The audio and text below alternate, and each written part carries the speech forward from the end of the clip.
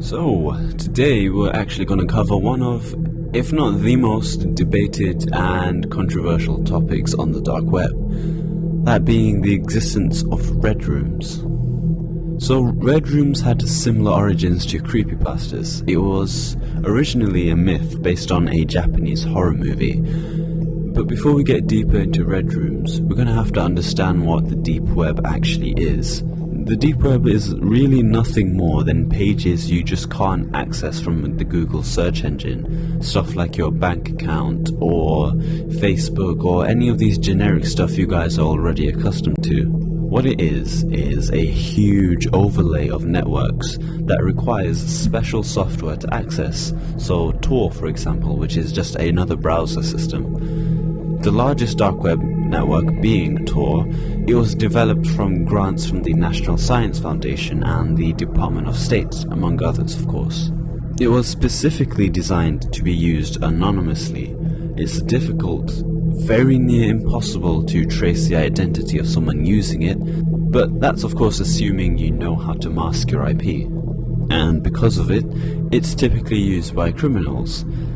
And so what Hollywood did, since they can't really make a good movie anymore, is take this obscure digital landscape and just throw in a bunch of superstition, terror and awe. Red Rooms being an invention of a Japanese horror movie called Red Room, it's supposedly a site where you can watch a live stream murder take place, or the viewers can give donations requesting a particular torture method. I guess the biggest mystery is what really caused such a spike of attention towards this very specific topic in the deep web. Since there's a lot of darker stuff out there, personally I'd say, well, even though we haven't even gotten into the part where we either falsify or validate red rooms, you guys are still interested, and that just goes to show hundreds of thousands of people were interested in the same thing. So I guess the interest came from the fact that, I don't know, you're sort of in a state of limbo with red rooms. You don't know if they really exist and if it's in reality or if it's in fantasy, because it sounds so realistic, yet the concept is so hard to actually produce. But from what I've read and what I've personally researched and what others generally think among this community, we don't believe in red rooms only under the current understanding of what they are, that being live streams where the audience actually suggests torture methods and whatnot. Mainly for one thing, darknets conceal your identity really well, and how they do it is by relaying or processing your IP through various network requests. So think of it as like how you have two-factor authentication, just multiply that by 50.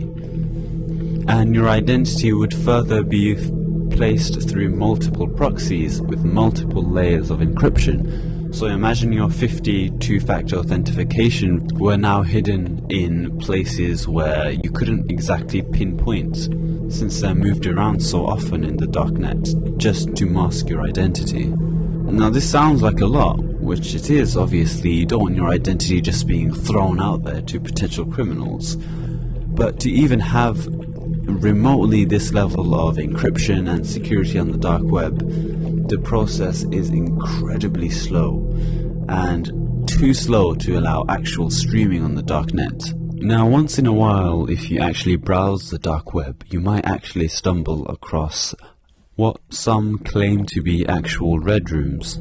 Here's an example.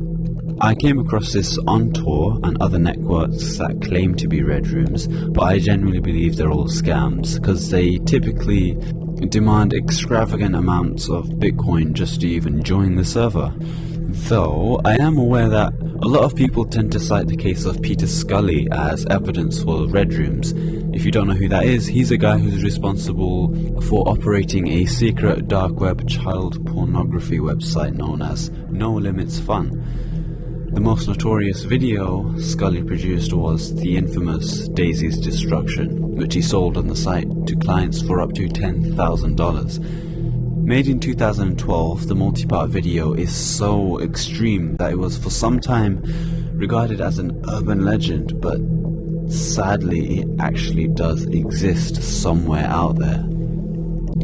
Though while he did run a company that produced Hurtcore and was part of a major website that shared such things, known as Hurt to the Core, I don't think that he actually had a red room per se. But if you consider what he did as a semantic of red rooms, then yeah, I guess in a form that he did sort of establish the red room concept in reality.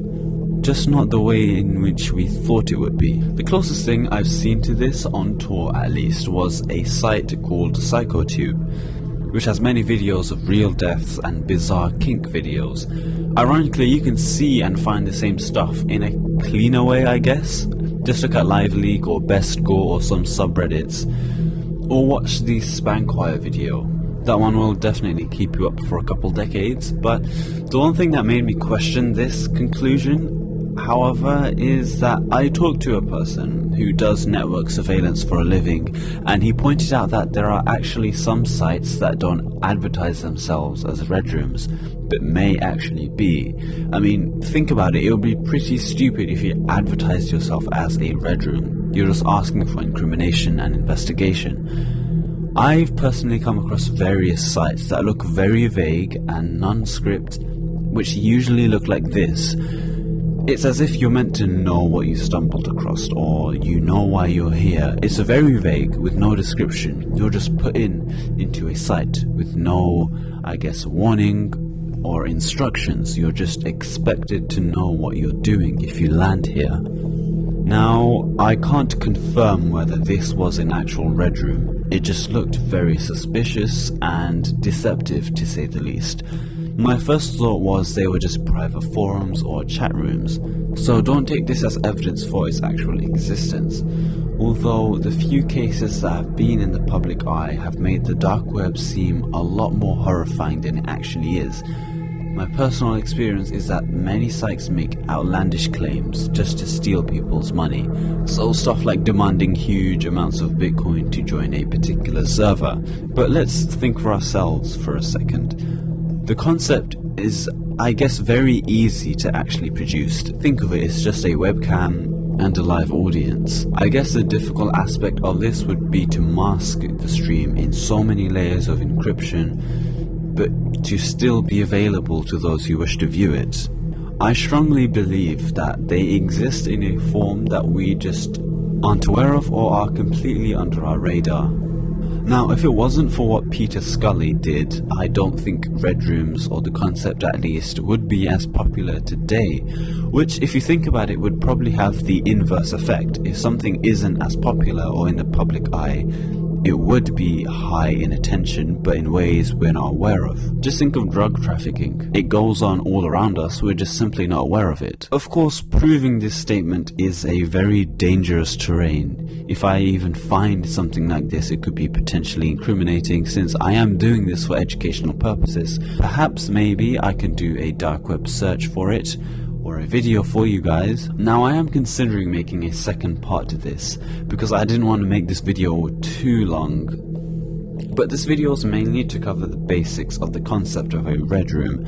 If I make a part 2, well, if this video gets, I guess, I don't know, 5,000 likes, I'll make a part 2 where I go into, say, examples in depth, like Peter Scully and what he did. You guys can do research on your own, of course, but at your own risk.